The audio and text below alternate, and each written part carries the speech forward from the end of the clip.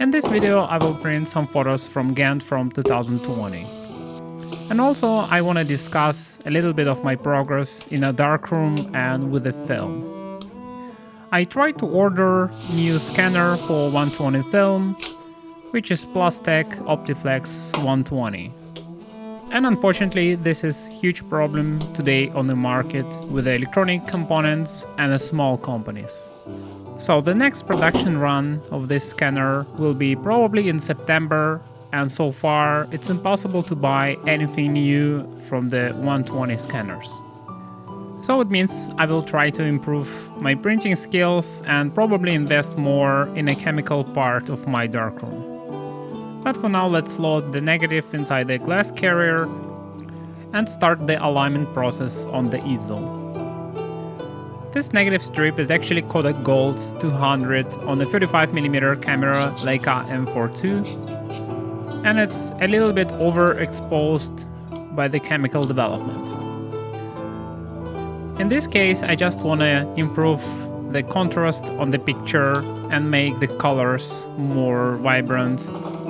And at the moment, this is one of the only options what you can get from the increasing contrast and the filtrations on your color printing. I will investigate a lot of options in future, but for now I just want to get the stability in my darkroom and focus a little bit on the art and remove the struggle with the printing. Maybe it looks a little bit like baby steps, but I want to be confident in the printing and in my stable work of color photography, which is development of the film and the printing of the negatives. So let's focus on a grain and continue with the calibration on a picture.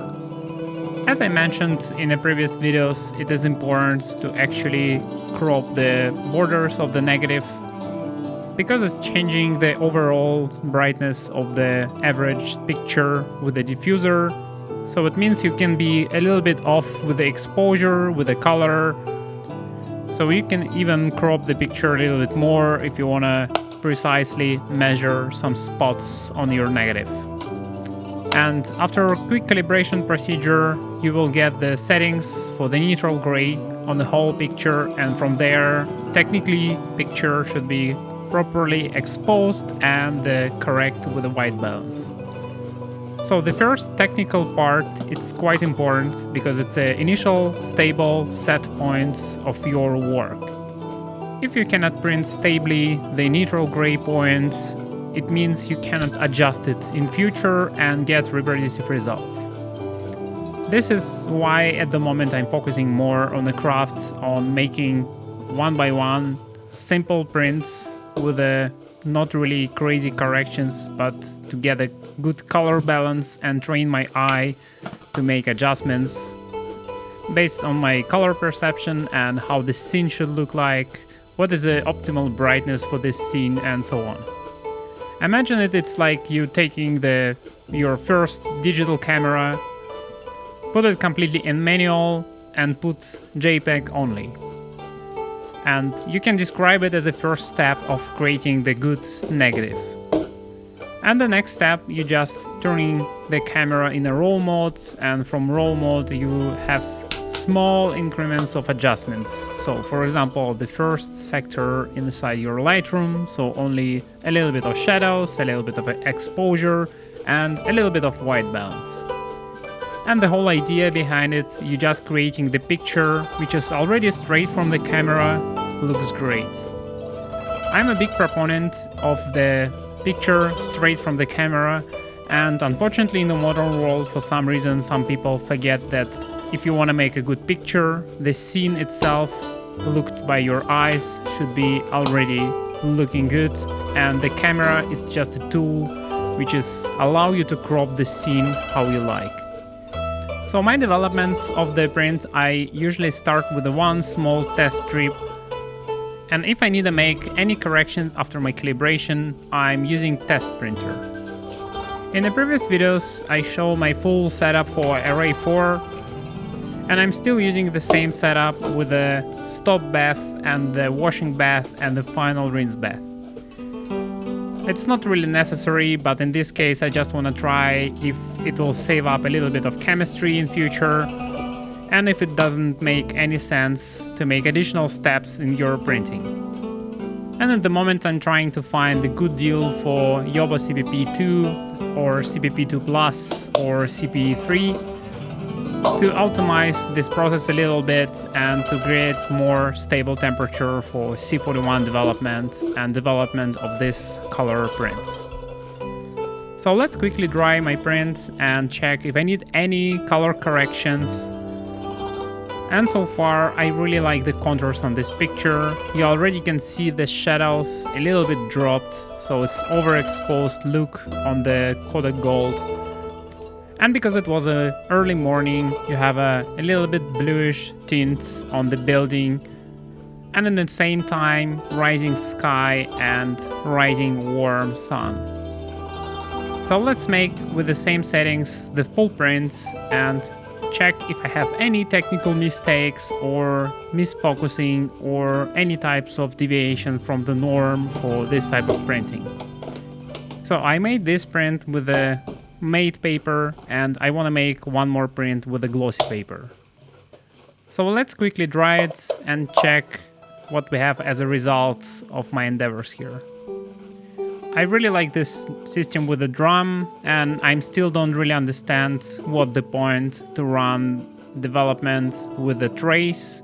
It takes a lot of space, doesn't give you any flexibility, and it's just a waste of solutions. I really like the composition of this print, the person on the left corner. And lately I experimenting with the shutter speed on my Leica and trying to make the cinematic effect of movement of people in the frame.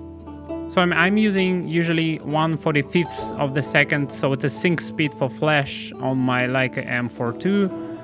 So you can easily make photos with a f8, f11 with a drag shutter speed, and the movement of the people in this shot is actually washed out a little bit like in a cinema camera, and it creates completely different moods. And this is why I also like the film photos. They look a little bit different or sometimes completely different than the digital photos.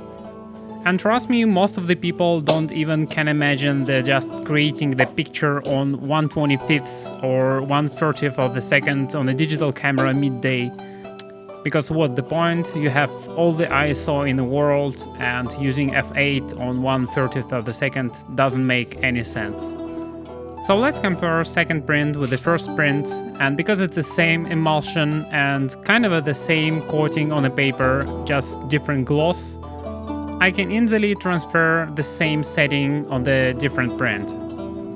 Because print surface doesn't have any structure, it looks a little bit more shiny, a little bit more glossy, and probably a little bit more contrasty on my taste. Because of this paper size, a little bit bigger, so I need to cut it up to the same size and store it and basically compare two different prints. I will mark up the old frames and I will just cut it to the size of the print. I think it's really good practice if you have the same size of the paper and just standardize your process a little bit. For example, print all the time the same sizes.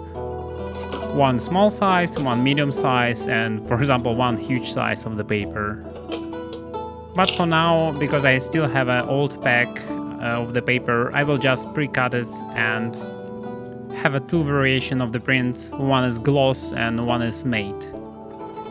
On a gloss print, the bluish tint on the building is actually more pronounced for some reason, and probably it's just deviation of the color reproduction, and you have a little bit different color shifts just because of the paper gloss or maybe development temperature. So it's almost unnoticeable, but I really like the results for both of the prints.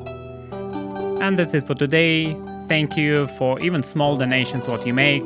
I really appreciate it, and see you in the next videos.